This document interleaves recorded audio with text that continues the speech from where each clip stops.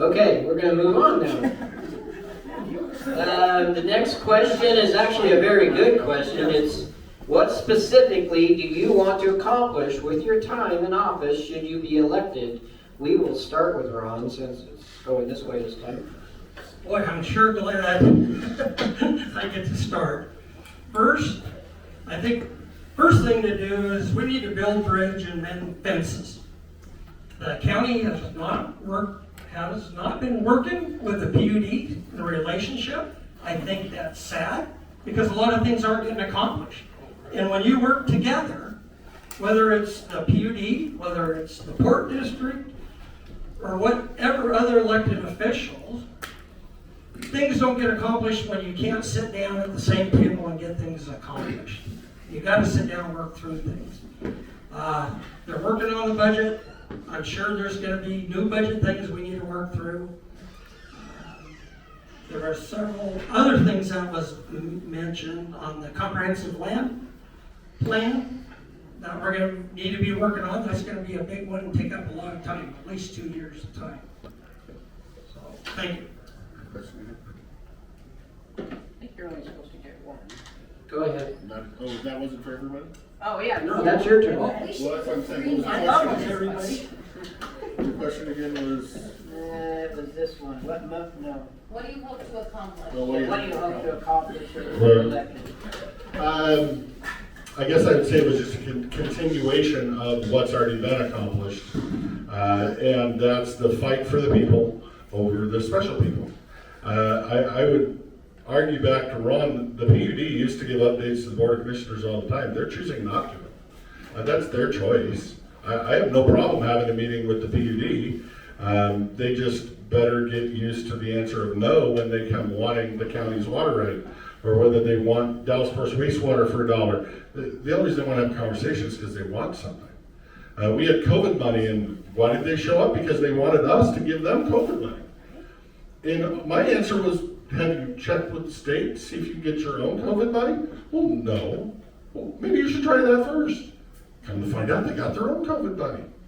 And I would argue that the Port District, and they're all great, I'm not bad-mouthing any of them, but they just want their piece of the pie, whether that's water rights or Quesapita economic development funding. But no, to me, what I would like to continue to accomplish is I would like to have a board that at least one other member actually works for the public. That we can go to work every day and fight for things for you.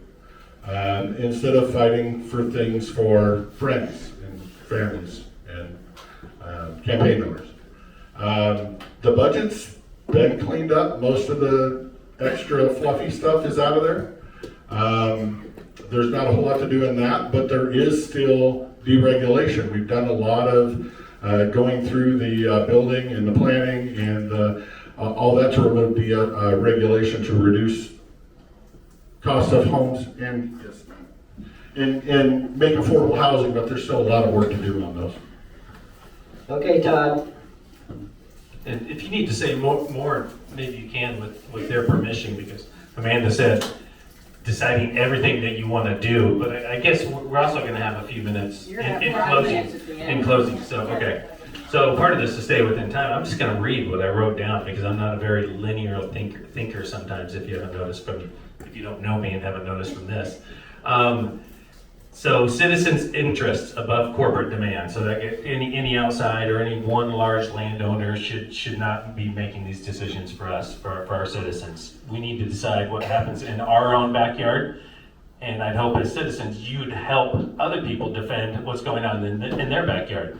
So when we started getting together as a group 5 years ago, under canvas was the huge thing. We're like, what's going on there? So we went and we met with them and we defended that. When we heard about the solar, we're like, that's not necessarily right. They shouldn't be ram-shotting this through and deciding what happens in Goldendale. So number 2, creative solutions for fiscal challenges. I've been meeting with other counties around the area. There are a number of amazing fiscal or just really, really neat ways of handling government problems, dividing resources up among counties. So there's a lot of things that we don't just have to tax you, like, oh, we gotta raise this because you're not gonna be safe next year if we don't raise this, if we don't do this levy. That's government 101. Balance property rights, support law enforcement and community safety. Bring back citizens advisory boards and town hall meetings. I believe that is probably my #1 thing, because I know a number of you that even try and be involved. It's very complicated to see what's happening and then know what's going to be voted on. So I think if there's groups in all these towns and areas and they're aware of what decisions the county commissioners are going to make, it makes it much easier to do so in that way. Okay, I've been waiting for this question I've been waiting for this question and I'm so excited. So I'm gonna start with the comprehensive plan, which is a cool document because not only can we think about the future of the county, but we can incorporate affordable housing ideas and childcare and parks and fire protection. I think about economic development, and I want us to be a self-reliant county. We are creative, hardworking folk. I have meetings with people, and there are jobs in forestry and fire prevention practices that we can be doing that create jobs. Let's see, what else? Pardon? The affordable housing, I have great ideas with this.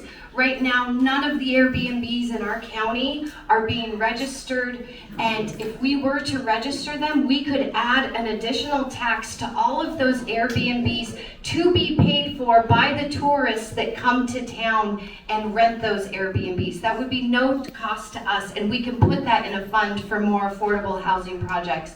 And I also really want to work to create a healthy work environment in our county where people feel safe brainstorming, coming to leadership, and coming together to face the challenges. Did I do it? How much time do I have left? You got keep going. Okay, what else? I do think that there's a lot we can do as a people if we just put our boots on and get to work, like Todd was saying. I think there's creative ideas out there for us as a community to find solutions together and clean things up. And really, I can't wait to bridge the divide and bring everyone together. Thank you.